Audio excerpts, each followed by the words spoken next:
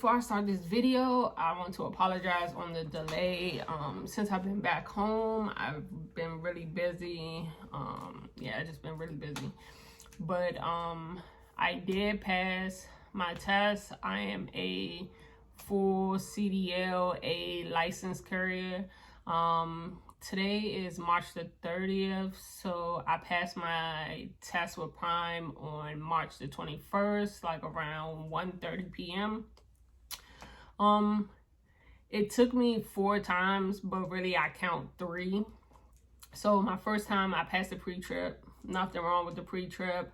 When I got to backing, I had a straight back, a offset, and then I had alley dock.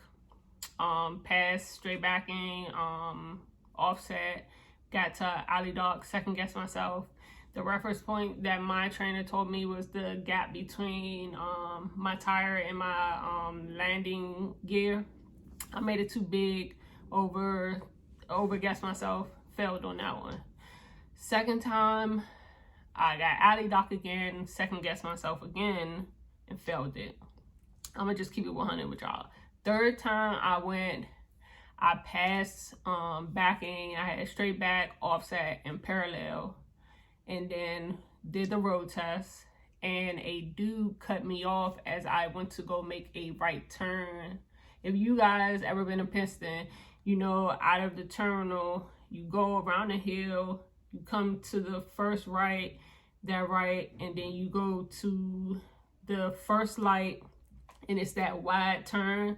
So from the corner of my eye, I see this dude in a black truck racing. So when you go to make that right, you don't have a yield, you don't have a stop, you have your own lane. So I kept on going, and at the last minute, this dude basically cuts me off. So I stopped. I had to stop, or I was going to create an accident. So I failed because I stopped.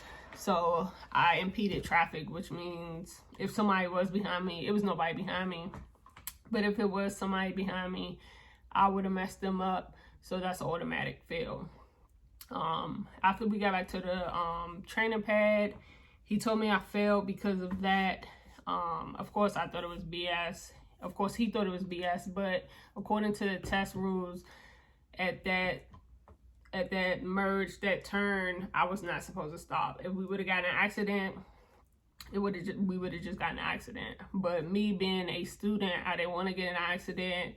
Then more trouble comes from that, and then more than likely I get kicked out of school. So I don't really count that third time as a try because it was out of my hands that I failed. So my fourth time, road trip, passed it. That was the 21st of March. After that, it took them about, I want to say like 20 minutes to like do paperwork, tax info, sign me up as a real employee. After that, he gave me a piece of paper, told me go down to the company shop so I can get a free hat. When I got there, they were on lunch break, so I went back to my hotel, packed up the rest of the stuff that I did not pack up.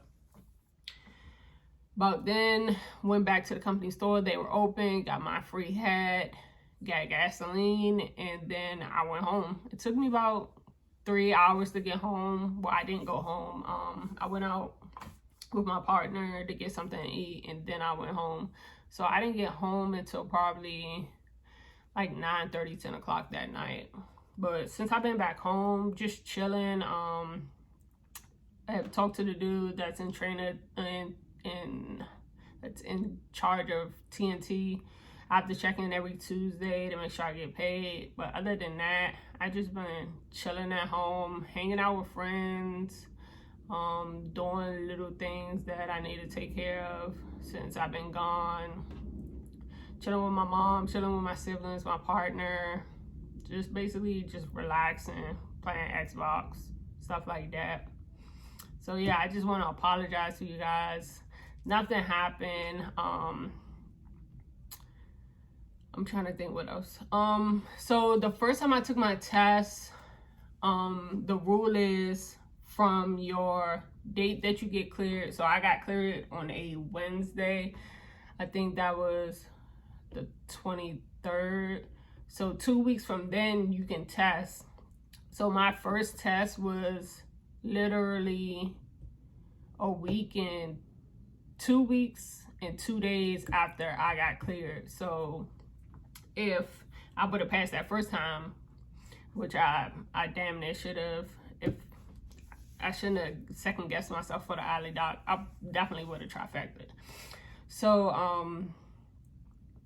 a lot of people keep asking me what's the average time for to be at PSD, to stay for the first time. For me, if I would have passed two weeks and 2 days, 3 days, if I would have stayed an extra day, so you can finish it within 2.5 weeks. It literally, my orientation started February 21st and I passed on March 21st. So I was literally there for a whole month. So yeah, it can range from 2.5 weeks to a month. I known this lady, I knew this lady that was there for a month and a half. My trainer, Joe, awesome trainer, prepared me, definitely prepared me for TNT. He told me things that he really didn't have to teach me, because basically when you're PSD, they're just teaching you to pass the test. They say TNT is supposed to teach you everything else, but I feel that that's a kind of like, not setting you up for failure, but at the same time, it is setting you up for failure. Once you get out there, your TNT trainer expects you to know all the stuff other than the Qualcomm and small stuff like that, logbooks and stuff like that. That you're supposed to know how to fully drive, fully do backs. I'm sure like practice, repetitions and stuff like that will make you get better when you're out there for TNT. But I feel like PSD should go into it a little more. But for my trainer, he told me good. We did a lot of on-road driving. I'm sorry if the camera's shaking. I'm in an awkward position.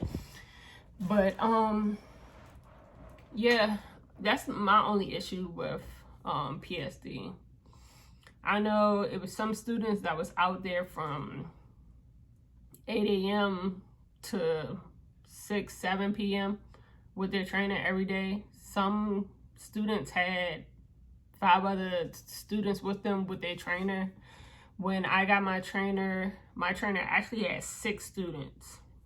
I was the 3rd female that he had, and he had 3 males. One of the dudes actually had 7. It was a dude that came in with me, so he had 7. At the last minute, the dude that came in with me, he got sent to another trainer. He's a whole different story, because I learned that a couple of days within PSD, he got sent home for showing up to training late. So I don't understand. But my trainer had me, 2 other girls, and 3 other dudes. My first couple of days there, 2 of his students tested out. So it was down to 4 of us. 1 of them never showed back up. So then it was 3 of us.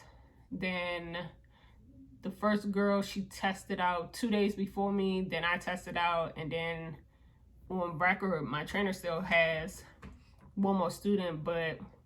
And that's the lady that has been there for a month and a half. She just wasn't getting it. I mean, trucking is not for everybody. A lot of people say it's similar to driving a car. No, it's not. It's definitely not. It's not hard. Like how I say it, it's basically just a big math problem, especially driving on the road. Like you cannot drive the rig like you're driving a car. But other than that, it was cool. She ended up going home for a family emergency. I'm not gonna speak onto that. That's her issue. That's her problem. Her family issue. But if you definitely, Prime will ask you, do you want to go home? They will give you an evaluation to see if you should test again. I think she tried to test out like 4 or 5 times, and she, like the first 2 times, she wasn't getting past pre-trip. Then she kept on getting stuck on back end. She never made it to the road trip part. From what I heard, they gave her evaluation. She stayed. She tried to test out again. She failed. Her and my trainer, they took a couple of loads on the weekend. They got back and she had to go home for a family emergency. But this was after Prime gave her the choice of you can go home and we won't charge you the $5,000. Just go home, or you could stay. And if you decide to stay, we're still going to charge you the $5,000 if you don't pass. And she decided to stay, but a few days, literally like a day and a half after that, she went home. So I'm sure she still probably had to pay the $5,000. But this video is getting long, too long, that some of you guys probably didn't even make it to this point.